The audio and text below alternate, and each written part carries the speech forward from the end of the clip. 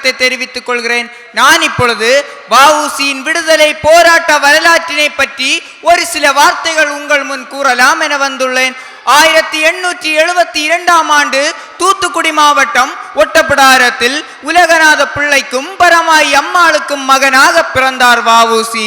தமிழ் மற்றும் ஆங்கிலத்தில் புலமை, எழுத்தாளர், பேச்சாளர், தொழிற்சங்க தலைவர், விடுதலை போராட்ட வீரர் என பன்முகத்திறமை படைத்தவர் வ.உ.சி. வணிக நோக்கோடு இந்தியா வந்த ஆங்கிலேயர்கள் இந்தியாவை தன்வசம் இழுத்து கொண்டனர். ஆயுத பலம் கொண்ட ஆங்கிலேயர்களுக்கு இந்திய அரசுகள் பலரும் அஞ்சினர். சொந்த நாட்டிலேயே அந்நியருக்கு கப்பம் செலுத்தும் நிலை இந்தியாவுக்கு ஏற்பட்டது. இதன் காரணமாக பலரும் விடுதலை போராட்டத்தில் குதித்தனர். அவர்களில் ஒருவர்தான் வ.உ.சி.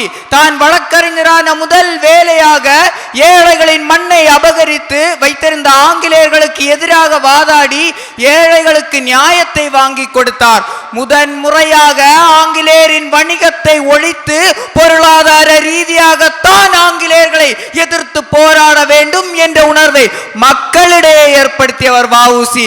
ஆங்கிலேயரின் பொருளாதாரம் உச்சக்கட்டத்தில் இருக்கிறது என்றால் அதற்கு காரணம் அவர்களது கப்பல் போக்குவரத்து என்பதை நன்கு உணர்ந்த வ.உ.சி. 1906ஆம் ஆண்டு மே 7ஆம் தேதி தூத்துக்குடியில் இருந்து கொழும்பு வரை SS கேலியோ மற்றும் SS ராவோ ஆகிய 2 கப்பல்களை இயக்கிய வெற்றி கண்ட காரணத்தினால் இன்றளவும் கப்பலோட்டிய தமிழர் என்று அனைவராலும் பாராட்டப்படுகிறார்.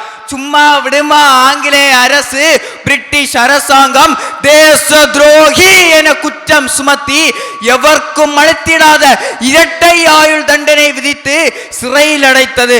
சிறையில் அவர் பட்ட இன்னல்களை நினைத்தாலே நெஞ்சம் பதறுகிறது. சணல் நூற்றார், கல் உடைத்தார், மாடிழுக்கும் செக்கை இழுத்தார். எனவே செக்கிழுத்த செம்மல் என அனைவராலும் இன்றளவும் போற்றப்பட்டு வருகிறார். பல போராட்டங்களுக்கு பிறகு சிறையில் இருந்து வெளிவந்த வ.உ.சி. சும்மா இருக்கவில்லை. பவள ஆலை வேலை தொழிலாளர் நிறுத்த போராட்டம், கூட்டுறவு இயக்கம், சுதேசி இயக்கம், பிரிட்டிஷ் கப்பல் நீராவி என்ஜின் கழக புறக்கணிப்பு, திருநெல்வேலி கழகம் ஆகிய போராட்டங்களில் ஈடுபட்ட காரணத்தினால் மீண்டும் ஆங்கிலேய அரசால் கைது செய்யப்பட்டு கடுமையான சிறை தண்டனைக்கு ஆளானார். இவ்வாறாக தொடர்ச்சியான வேலைப்பளு மற்றும் எண்ணிலடங்கா கொடுமைகளால் வ.உ.சியின் உடல் நலம் கடுமையாக பாதிக்கப்பட்டு 1936ஆம் ஆண்டு இவ்வுலகை விட்டு தலைவா நீவிர் மறையவில்லை, எமது நெஞ்சங்களில் நீங்கா இடம் பிடித்து நிலையாக இருக்கிறீர் என்பதுதான் நிஜம். எமது நெஞ்சங்களில் நீடூழி வாழ்க என்று கூறி என் உரையை நிறைவு செய்கிறேன்.